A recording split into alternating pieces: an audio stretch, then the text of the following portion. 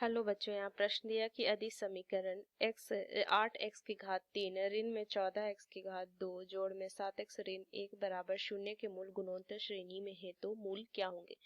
तो अगर मैं इस प्रश्न को हल करूं तो मुख्य अवधारणा लिखेंगे इस प्रश्न का मुख्य अवधारणा। तो देखिए यहाँ से अगर मुख्य अवधारणा में अगर मैं त्रिघात समीकरण लिखूं ax की घात 3 ऋण में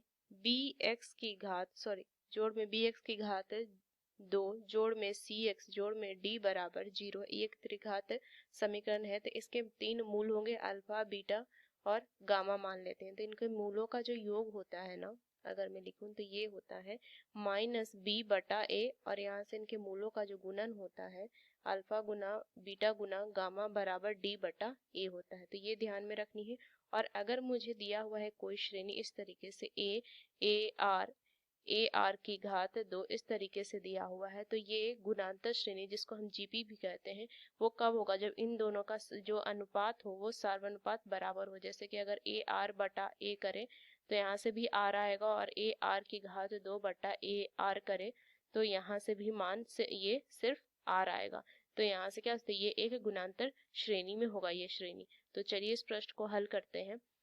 8x की घात 3 ऋण में 14x की घात 2 जोड़ में 7x ऋण में 1 बराबर 0 और दिया हुआ है कि इसके मूल जो है ये गुणोत्तर श्रेणी में है। अगर ये गुणोत्तर श्रेणी में है तो मान लेते हैं कि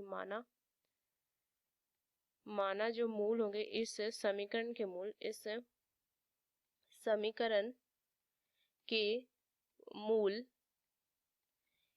a/r a है। देख सकते हैं इनके जो अनुपात होंगे वो से क्या होगा, बराबर होगा। तो यहाँ से अगर मैं लिखूं कि इनके मूलों का जो योग होगा, या फिर पहले गुना निकालते हैं, गुणन जो होगा वो क्या होगा, a/r गुना में a गुना में ar। तो ये किसके बराबर होगा, ये d/a के बराबर होगा। तो d यहाँ से आ जाएगा माइनस में -1/a d/a, तो d/a 8 आ जाएगा, तो बराबर आ जाएगा 1/8। तो यहाँ से मैं लिख सकती हूँ कि r से r कटेगा तो a क्या लिखेंगे, a की घात 3 बराबर 1/8। तो मैं लिख सकती हूँ इसको कि a बराबर मान आ जाएगा 1/2, ये लिख सकते हैं। अब देखिए इनके मूलों का योग हो जाएगा a/r जोड़ में a जोड़ में ar। तो ये हो जाएगा माइनस कितना था, -b/a, तो ये 14/8 हो जाएगा 14/8। तो यहाँ से अगर a का मान रख देंगे तो 1/2r हो जाएगा जोड़ में 1/2 जोड़ में r/2 बराबर 7/4। तो इसको मैं लिख सकती हूँ 1/2r जोड़ में r/2 बराबर 7/4 ऋण में 1/2। तो मान कितना आ जाएगा 4, और यहाँ से मान आ जाएगा ऊपर 5। तो इसको क्या लिख सकते हैं, देखिए इसको मैं लिख सकती हूँ क्या, 1 जोड़ में r का वर्ग बटा r बराबर 5/2, ये लिख सकती हूँ मैं। तो यहाँ से मान कितना आ जाएगा, लिखेंगे 2r का वर्ग जोड़ में 2 ऋण में 5r बराबर 0। तो देखिए इसको मैं लिख सकती हूँ क्या, 2r की घात 2 ऋण में 5r जोड़ में 2 बराबर 0।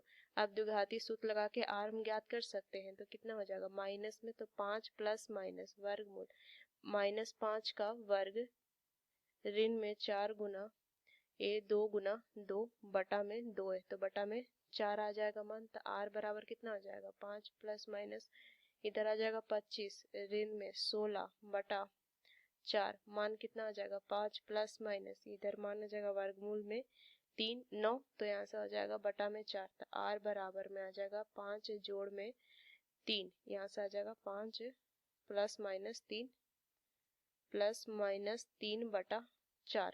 तो r का मान तो एक आ जाएगा, कितना जोड़ देंगे तो 8/4, और एक आ जाएगा r का मान 2/4।